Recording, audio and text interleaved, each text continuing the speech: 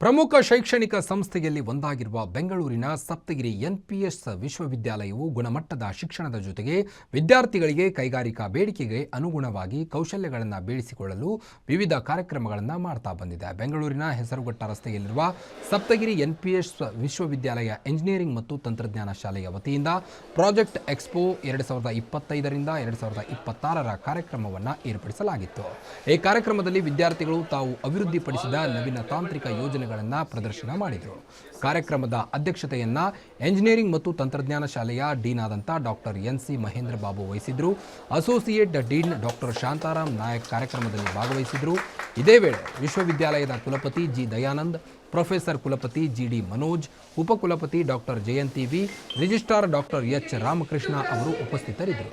Project expo 2025-2026ರ ಮುಖ್ಯ ಸಂಯೋಜಕರಾಗಿ EEE ವಿಭಾಗದ ನಿರ್ದೇಶಕಿ ಡಾಕ್ಟರ್ ರೇಖಾ ಎಸ್ಎನ್ ಹಾಗೂ ಎಐಡಿಎಸ್ ವಿಭಾಗದ ನಿರ್ದೇಶಕ ಡಾಕ್ಟರ್ ಪ್ರವೀಣ್ ಕುಮಾರ್ ಕೆವಿ ಅವರು ಭಾಗವಹಿಸಿದರು.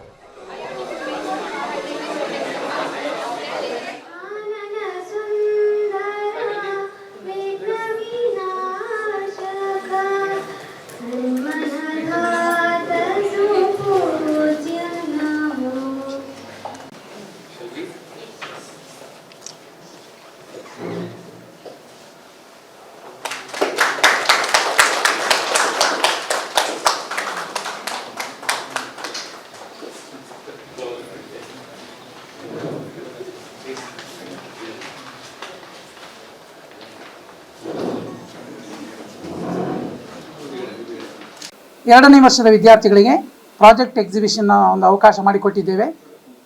ಸರಿಸುಮಾರು 450 ಪ್ರಾಜೆಕ್ಟ್ಗಳು, ಅದರಲ್ಲಿ ಹಾರ್ಡ್ವೇರ್ ಆ್ಯಂಡ್ ಸಾಫ್ಟ್ವೇರ್ ಎರಡೂ ಸೇರಿ ಮಕ್ಕಳಿಗೆ ಅವಕಾಶ ಮಾಡಿಕೊಟ್ಟಿದ್ದೇವೆ.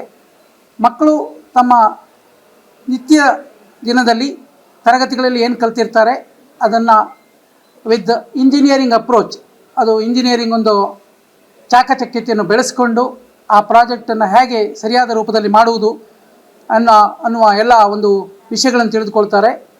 ಇದರಿಂದ ಪ್ರಾಯಶಃ ನನಗನ್ನಿಸುತ್ತದೆ ಇನ್ನೋವೇಷನ್ಸ್ ಅನ್ನೋ ಒಂದು ಆ ಶಬ್ದಕ್ಕೆ ಸರಿಯಾದ ಅರ್ಥ ಬರುವ ಥರ ಆಗ್ತದೆ.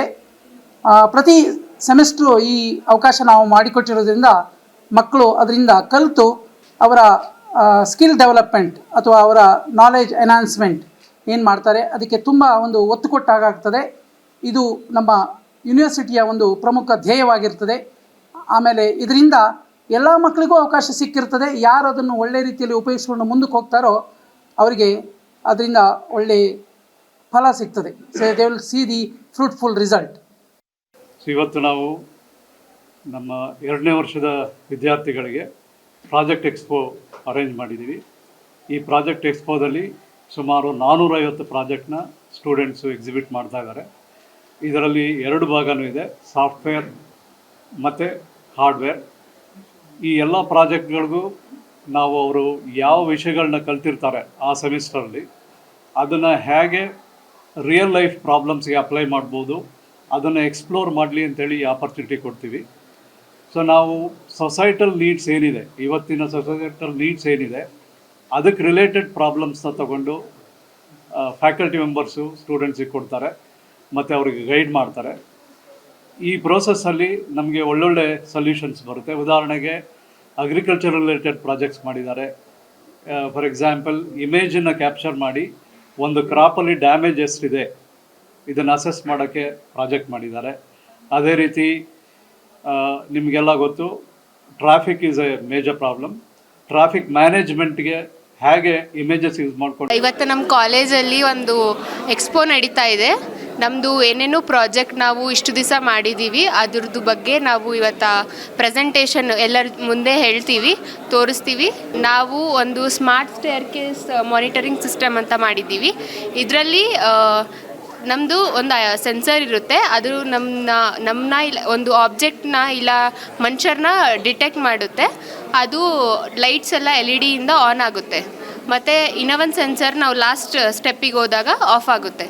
ನಾವು ಮೇಲೆ ಹತ್ತುವಾಗ ಇಳಿಯುವಾಗ ಏನಾಗುತ್ತೆ ಅಂದರೆ ನಾವು ಎಷ್ಟೋ ಸಲ ಲೈಟ್ಸ್ ಎಲ್ಲ ಆಫ್ ಮಾಡೋದು ಮರ್ತೋಗ್ತೀವಿ, ಎಲ್ಲ ಲೈಟ್ಸ್ ಹಂಗೆ ಆನ್ ಇರುತ್ತೆ. ಸೊ ಅದಕ್ಕಾಗಿ ನಾವು ಇದು ಮಾಡಿರೋದು. ಇದು ತಾನೇ ಆನ್ ಆಗುತ್ತೆ, ತಾನೇ ಆಫ್ ಆಗುತ್ತೆ. ನೀವು ಏನು